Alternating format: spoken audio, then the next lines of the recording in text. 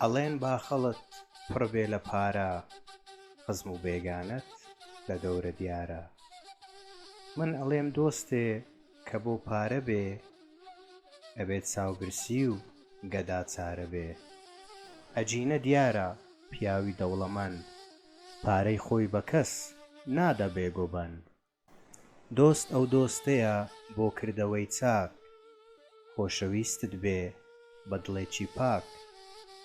دۆستی چاک چاکە و بەرچاوتێریە، بۆ ئەمری وجدان گوێڕادێریە. بارانی نیسان دانەی گەوهەرە، فەیزی بۆ بەدبەخت هەر کەوای تەڕە.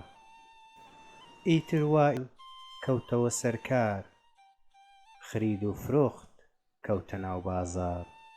یا خۆ ماچینەی ڕێوبان نەوەستێ، ڕێی گوزەرانی هەژار نەبەستێ.